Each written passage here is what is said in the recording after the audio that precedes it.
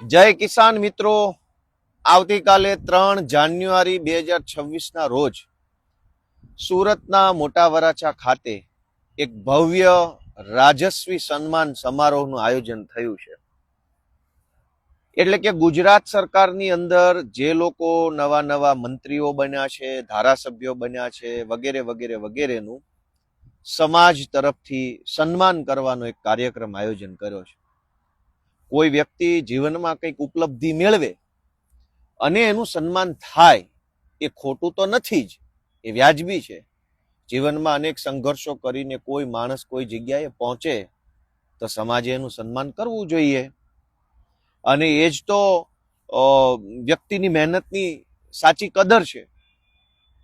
પણ સુરતમાં જે સન્માન થવા જઈ રહ્યું છે, શું એ સન્માન સમાજ માટે ફાયદાકારક છે કે ફાઇલો ફેરવનારા માટે ફાયદાકારક છે, એ જાણવું પણ બહુ જરૂરી છે.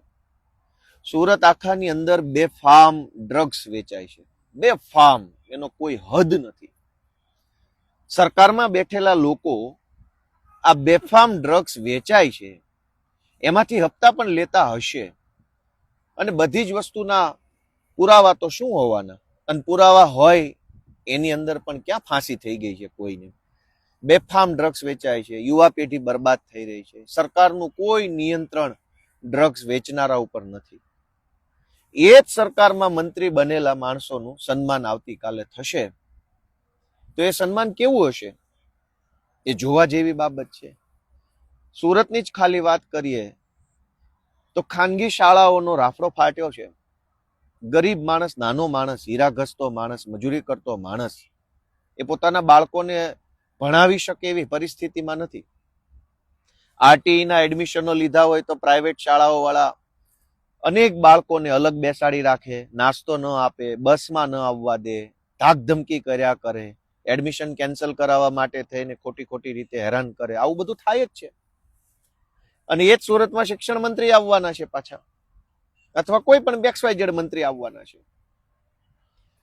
જે સરકાર આપણા બાળકોને સારું શિક્ષણ ન અપાવી શકે, એ સરકારમાં કોઈ માણસ મંત્રી બન્યો છે, એનું સન્માન હોય કેવું? લોકોએ વિચારવું પડશે કે કેવું સન્માન કે જે મંત્રી, જે સરકાર, જે મુખ્યમંત્રી પોતાના રાજ્યના કે સમાજના બાળકોને એક સારું શિક્ષણ નથી અપાવી શકતા. અનેક મા બાપોએ જમીનો વેચીને, મકાનો વેચીને, લોનો લઈ લઈને ભણે છે. પહેલાનો જમાનો એવો હતો, આજે હું આ ધરતી પર બેઠો છું કેમ કે આપણે ધરતીપુત્રો છીએ. આ આપણો પાક છે, આ જુવાર છે, આપણે ખેડૂતના સંતાનો છીએ. એક જમાનો એવો હતો કે કાઠિયાવાડમાં આપણા બધા વડવાઓ રહેતા હતા, એક સિઝનની ખેતી કરતા અને આખો પરિવાર ખુશખુશાલ રહેતો. એક સિઝન ખાલી, એક સિઝનમાં કપાસ વાયો કે મગફળી કે જે કંઈ પણ હોય. પછી આજ ભાજપની સરકારના પાપના કારણે કાઠિયાવાડમાં ખેતી માટે પૂરતું પાણી નહીં, અસામાજિક તત્વોનો ત્રાસ, બીજી ત્રીજી વ્યવસ્થાઓ નહીં, થાકીને, કંટાળીને, હારીને, ભયભીત થઈને હજારોની સંખ્યામાં લોકો સુરત અને અમદાવાદ હિજરત કરવી પડી. આજથી બીજી કે ત્રીજી પેઢીએ હિજરત કરવી પડી. રાજી ખુશીથી તો કોઈ આવ્યું નથી. હવે અહીંયા સુરત આવ્યા તો સુરતમાં ડ્રગ્સનું દૂષણ, પ્રાઇવેટ શાળાઓની અંદર હજારો લાખો રૂપિયાની ફી ભરવી પડે છે, દવાખાનામાં માણસ લૂંટાય છે, કોર્પોરેશનની કચેરીઓ છે એ મન ફાવે એવા તોડ કરી જાય છે, કોઈ સાંભળવા વાળું છે નહીં, પોલીસ સ્ટેશનોની તો અલગ જ કહાની છે. અને આ બધી જ પરિસ્થિતિ જે સરકારના રાજમાં છે, એ સરકારનું સન્માન હોય કેવું? સરકાર તો સમાજ થકી બને છે, સમાજ સરકાર થકી નથી. સરકાર સમાજથી છે. સમાજ પાસેથી સન્માન જોતું છે, પણ સમાજની વાત નથી સાંભળવી. એવા માણસો કાલે મોટા વરાછામાં સન્માન લેવા આવવાના છે. જે મંત્રી કે મુખ્યમંત્રી કે આગેવાનોને સમાજ પાસેથી સન્માન મેળવવાની આશા હોય, એને સમાજની વાત પણ સાંભળવી જોઈએ. તો વાત કેમ નથી સાંભળતા? સુરતમાં હજારો કરોડો રત્ન કલાકારો પોતાનો પરિવારનું જીવન નિર્વાહ કરતા હતા. પછી હમણાં થોડીક મંદી આવી છે. એ મંદીના કારણે અનેક રત્ન કલાકારો પોતાના બાળકોની ફી ન ભરી શક્યા, અને એના કારણે શાળાઓ તરફથી ધાકધમકી કરવામાં આવી. પછી સરકારે ખાલી વાહવાહી લૂંટવા એક યોજના બહાર પાડી, પણ કેટલાક રત્ન કલાકારોને કેટલાક મામૂલી પૈસા મળ્યા, બાકીના રત્ન કલાકારોને આજે કોઈ સહાય નથી મળી. સન્માન જોઈતું છે, પણ સન્માન કરનારા સમાજને આપવું નથી કંઈ. તો આ કેવી વાત? આ કેવો સન્માન સમારોહ? અને સૌથી મહત્વની વાત કે આજ વરાછા વિસ્તારમાં સન્માન સમારોહ રાખ્યો છે. વરાછામાં તો એક કોલેજ નથી. 30 વર્ષ થઈ ગયા. કોર્પોરેશન, કેન્દ્ર સરકાર, રાજ્ય સરકાર બધું જ એક પાર્ટીનું. તો વરાછામાં આપણા દીકરા દીકરીઓ માટે કોલેજ કેમ ન બની? અનેક દીકરા દીકરીઓ સિટી બસોની અંદર ઘેટા બકરાની જેમ ઠૂસાઈને ક્યાં છે અડાજણ ને પાલ ને વેસુ ને પેલી બાજુ ભણવા જવું પડે છે. કાઠિયાવાડમાંથી હિજરત કરીને સુરતમાં આવ્યા તો સુરતમાં ઠેકાણું તો પડ્યું નહીં. સુરતમાં ઘેટા બકરાની જેમ બસોમાં બેસવું પડે છે. અનેક દીકરીઓને અસામાજિક તત્વોના શોષણનો ભોગ બનવું પડે છે. કેટલી ઘટનાઓ બને છે, પછી તો મા બાપ પણ જતું કરી દે છે. તો ત્યારે આ સન્માન લેવા માટે આવનારી ટોળકી છે કેમ નથી બોલતી કઈ? વરાછામાં કોલેજ કેમ નહીં? આટલો વિશાળ સમાજ રહે છે, આટલા બધા લોકો રહે છે. એક સારી કેશુભાઈ પટેલ સરકારી કોલેજ વરાછામાં હોવી જોઈએ એવી ઘણા સમયથી માંગણી છે. કેમ કોલેજ બનતી નથી? દોસ્તો, આ સન્માનના નામે આવનારી ટોળકીને ઓળખવા પડશે કે આ સન્માન છે શેનું. સૌથી મહત્વની વાત કે થોડાક દિવસ પહેલા હું એક રાજકીય રીતે ખૂબ જ પીઢ કહી શકાય, અનુભવી કહી શકાય એવા એક વ્યક્તિ સાથે બેઠો હતો. ઉંમર અને અનુભવમાં બંનેમાં ખૂબ પીઢ કહેવાય એવા. ચર્ચા દરમિયાન એક વાત નીકળી. એમાં એવો પ્રશ્ન આવ્યો, બીજા બે લોકો પણ બેઠા હતા, કે આ ફલાણાને મંત્રી કેમ બનાવ્યો, ફલાણાને મંત્રી કેમ બનાવ્યો, પેલાને કેમ બનાવ્યો. એવો 2-4 અલગ અલગ વ્યક્તિઓના શા માટે મંત્રી નવી સરકારમાં બનાવ્યા એની ચર્ચા નીકળી. તો જે પેલા પીઢભાઈ હતા એને બહુ સરસ જવાબ આપ્યો. અત્યારે ચારો તરફ છે ને આપણા સમાજના વ્યક્તિ મંત્રી બની ગયા એટલે એનું સન્માન સમારોહ. પણ પેલા પીઢ માણસની વાત સમજવા જેવી હતી. એને એમ કીધું કે એક્સ નામના વ્યક્તિને, કદાચ એક્સમાં નહીં સમજાય, આપણે ચંદુ નામના વ્યક્તિને કેબિનેટ મંત્રી બનાવ્યો. શું કામ બનાવ્યો? તો પેલા પીઢ માણસે એવું કીધું કે એને કઈ આવડતું નથી એટલે બનાવ્યો. પબ્લિકે એવું કીધું કે આને કઈ આવડતું નથી તો આને કેમ મંત્રી બનાવ્યો? તો પેલા પીઢ માણસે એમ કીધું કે કાંઈ નથી આવડતું ને ઈ જ એની લાયકાત છે ને એટલે જ એને મંત્રી બનાવ્યો છે. કંઈક આવડતું હોત તો નથી બનાવવાનો. તો પેલા બે લોકોને જિજ્ઞાસા થઈ કે કઈ નથી આવડતું એને મંત્રી બનાવ્યો, આ કોઈ લાયકાત છે? કે ગાંડો છે, ગમાર છે, બુદ્ધિ વગરનો છે, ઓછી ખબર પડે છે, નથી કાંઈ એનામાં કઈ નૂર નથી, દેશી ભાષામાં એનામાં કોઈ તાકાત, બળ કે વિલ પાવર નથી, તો એને કેવી રીતે બનાવ્યો? તો પીઢ માણસે કીધું કે એનામાં કઈ નથી એટલે જ એને બનાવ્યો. તો આ બાજુના ભાઈએ પાછું પૂછ્યું કે એવું કેમ?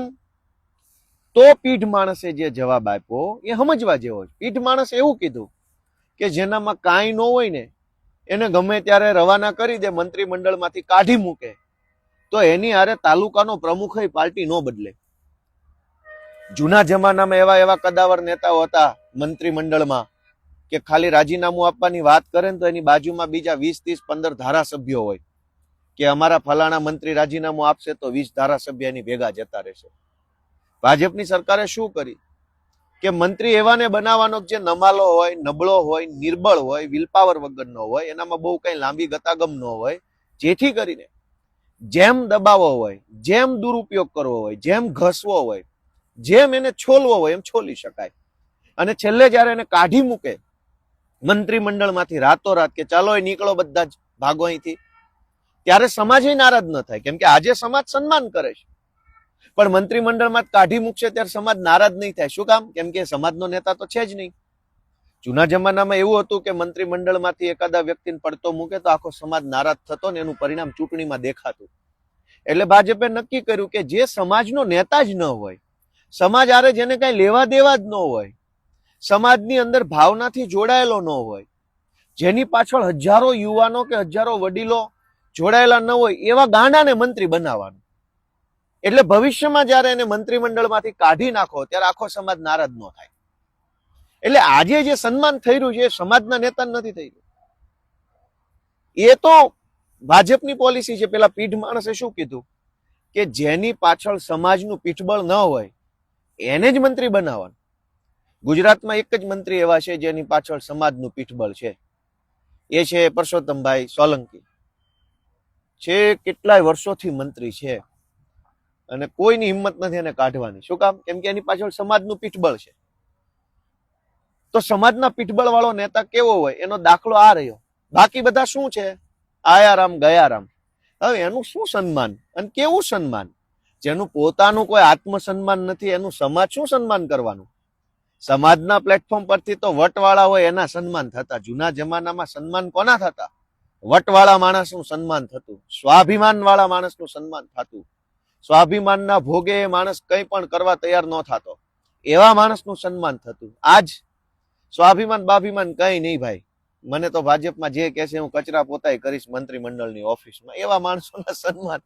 એટલે સન્માન થાય એ ખોટું નથી, પણ સમાજનું વાસ્તવિક પીઠબળ જેની પાછળ ન હોય એવા માણસો મંત્રી બની જાય કે ધારાસભ્યો બની જાય કે કંઈ પણ બની જાય. હું તો એમ કહું અમેરિકન રાષ્ટ્રપતિ બની જાય. તેમાં હરખાવા જેવું શું છે? નહીતર સમાજમાં આટલા બધા પ્રશ્નો છે. જમીન માપણીનો પ્રશ્ન છે. આખા ગુજરાતમાં એટલી હદે ખેડૂતો પરેશાન છે જમીન માપણીના કારણે કે એની કોઈ પીડાનો પાર નથી. હજારો ખેડૂતો કાગળિયાઓની થેલીઓ લઈ લઈને પ્રાંત ઓફિસ, મામલતદાર ઓફિસ, DILR ટિપ્પણ કઢાવે, સિટી સર્વેમાન, એમાન તેમાન જ્યાં હોય ત્યાં જાય છે. કોઈ મેળ પડતો નથી 10-10 વર્ષથી. સન્માન લેવા આવેલા સન્માનની મંત્રીઓને આપણે પૂછવું ના જોઈએ કે આ તમારી સરકાર છે તો આ ધક્કા કાં ખાવા પડે છે અમારે પ્રાંત ઓફિસોમાં અને DILR કચેરીઓમાં? અનેક લોકો પોતાની જમીનની મેટરોમાં ખાતરની લાંબી લાંબી લાઈનો લાગે છે, બિયારણમાં કોઈ છેતરી જાય છે, ટેકાના ભાવની ખરીદીની અંદર ભયંકર ભ્રષ્ટાચાર થાય છે. તો આ સન્માનની મંત્રીઓ જે આવી રહ્યા છે એને કોઈ કહેવા વાળું નથી કે આ બધું ખોટું થાય છે, તમે નથી જોઈ રહ્યા? પણ આ લોકો સમાજના નેતા નથી એટલે જ મંત્રી છે. તો પછી જે સમાજનો નેતા જ નથી એનું સમાજ દ્વારા સન્માન કેવું આવે? મારે તો એ બધા લોકોને નમ્ર વિનંતી કરવી છે કે સમાજનો નેતા કેવો હોય? કેશુભાઈ પટેલ જેવા હોય. કેશુભાઈ પટેલ જ્યારે એને મુખ્યમંત્રી પદેથી હટાવવામાં આવ્યા ત્યારે રાજકોટની અંદર એક સંમેલન થયું હતું ને હજારો લોકો ભેગા થયા, હજારો નહીં કરોડો લોકો ભેગા થયા. જગ જાહેર છે, બધાને ખબર છે. સમાજનો નેતા એવો હોય. અહીંયા તો ઉપરથી ફોન આવે દિલ્હીમાંથી કે હાલો ભાઈ તમારા બિસ્તરા પોટલા ભરી લો, હાલો નીકળો છટકાવો અહીંથી, હાલો ભાગો ફૂટ. એક શબ્દ નથી બોલી શકતા. એક શબ્દ નથી બોલી શકતા કે બાપા મારો વાંક શું છે, મને શું કામ કાઢી નાખો છો? તો સરકાર પોતે એટલે કે ભાજપ પાર્ટી પોતે જેને નબળો માને છે, પોતે જેને નમાલો માને છે, પોતે જેને બિનકાર્યક્ષમ માને છે એને જ તો મંત્રી બનાવે છે. હવે એવા મંત્રીનું સન્માન કેવું હોય? કોઈ ભાજપના કાર્યકર્તાને પૂછીએ તો એ કહે છે કે શું ફલાણા ભાઈને કેપેબલ છે એટલે મંત્રી બનાવ્યો છે કે કેપેબલ નથી એટલે બનાવ્યો છે? ખાલી આટલો જ પ્રશ્ન પૂછવાનો કે આ મંત્રીમંડળમાં મંત્રી બનાવ્યા છે એ બહુ અનુભવી છે, પીઢ છે, સ્ટ્રોંગ છે, તાકાતવાળા છે, બુદ્ધિશાળી છે, નોલેજ વાળા છે, ડબલ PhD કરેલું છે એટલે બનાવ્યા છે કે આ ગાંડા છે એટલે બનાવ્યા છે? એક બે અપવાદરૂપ સારા હોશિયાર હોઈ શકે, એવું કઈ 100% ખરાબ એવું માનતા નથી આપણે, પણ મોટા ભાગના ને ભાજપે એની શું લાયકાત જોઈને મંત્રી બનાવ્યા છે કે સમાજ એનું સન્માન કરે?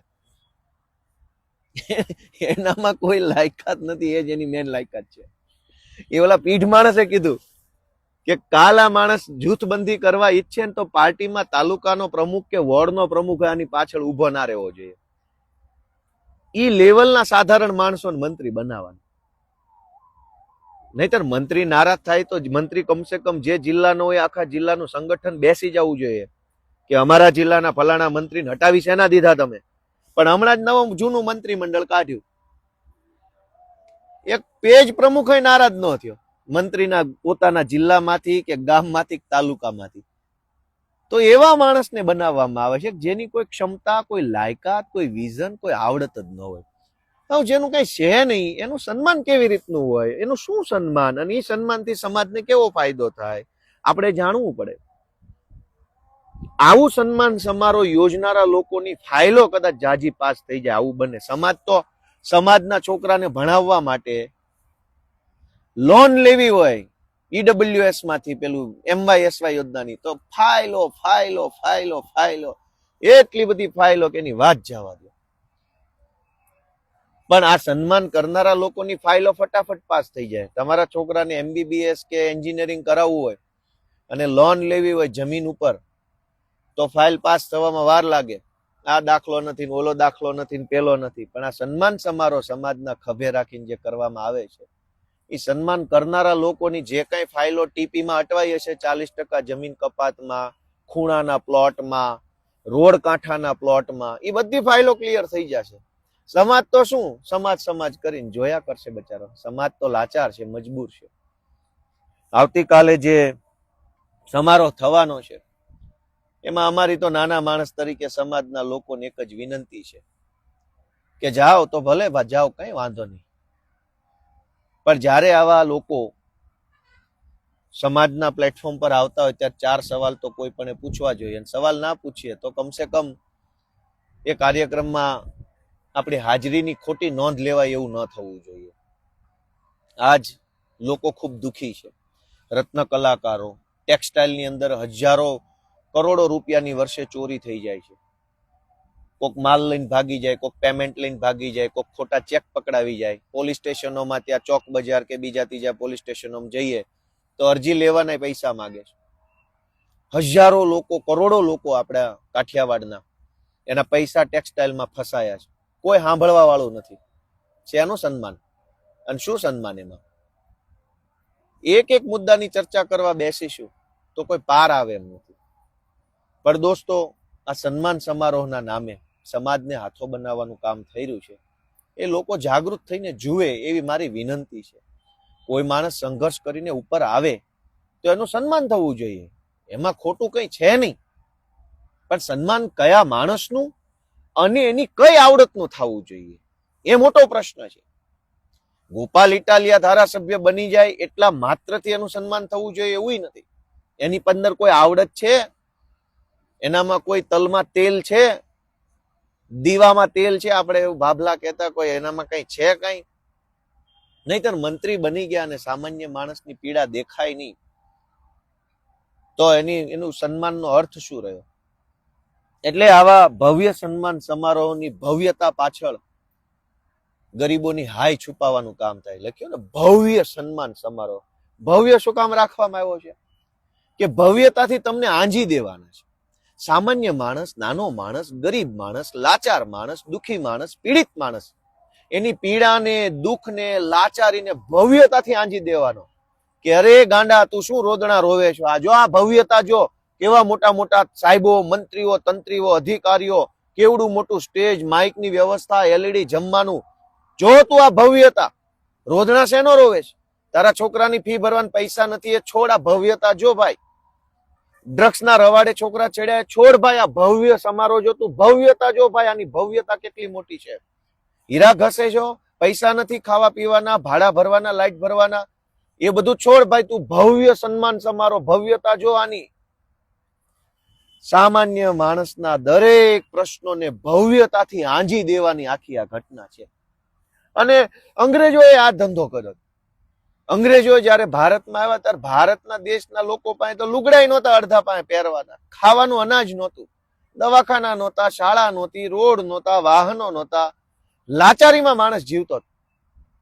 એ જમાનામાં અંગ્રેજોએ શું કર્યું? મોટી મોટી બિલ્ડિંગો બનાવી, મોટા મોટા રેલવે સ્ટેશનો ચાલુ કર્યા પોતાના માટે, અને આમ ભવ્ય ભવ્ય બધું બનાવ્યું. શું કામ? કે ભારતના ગરીબો અંગ્રેજો ભવ્યતાથી આંજી દેવા માંગતા હતા કે તમારી ગરીબી લાચારીની ચર્ચા ન કરતા અમારી ભવ્યતા જુઓ, આમ હોવું જોઈએ બધું. મુઘલો આવ્યા. મુઘલોએ શું કર્યું? અંગ્રેજોની પહેલા મુઘલ આવ્યા. મુઘલો ભારત ઉપર એટેક કર્યો, હુમલો કર્યો. પછી શું કર્યું? કોઈ મુઘલોએ તાજમહેલ બનાવ્યો, કોઈએ કુતુબ મિનાર બનાવ્યો, કોઈએ આ બનાવ્યું, કોઈએ તે બનાવ્યું. જે ભારત દેશના ગરીબો પાસે ખાવાના પૈસા નહોતા, એ ભારત દેશની અંદર મુઘલોએ આવીને શું કર્યું? ભવ્ય ભવ્ય ભવ્ય ભવ્ય, બધું જ ભવ્ય. અરે મારા વાલા, ખાવા માટે ચોખા નથી, ઘઉં નથી, તું ભવ્યતાની ક્યાં કરે છે? પણ મુઘલો અને અંગ્રેજોનો વારસો લઈને જે ભાજપ વાળા નીકળ્યા છે, એ આજે પાછા ભવ્યતા તરફ આગળ વધી રહ્યા છે. બધું ભવ્ય હોવું જોઈએ. માણસ ભલે ભૂખે મરી જાય, પણ એની આંખ સામે ભવ્યતા હોવી જોઈએ. ઓહો, શું રોશની, શું લાઈટો, શું બધું ચમકે છે, શું મોટા મોટા નેતાઓ, શું તામઝામ, શું ઢોલ નગારા, શું સાઉન્ડ, શું બધું જ. સુરતના સૌ બધા મારા વડીલોને એટલી જ વિનંતી છે કે ભવ્ય સન્માન સમારોહ થઈ રહ્યો છે, પણ તમારા જીવનની સમસ્યાનું શું એટલું જરાક વિચારજો. બધાને મારા જય કિસાન.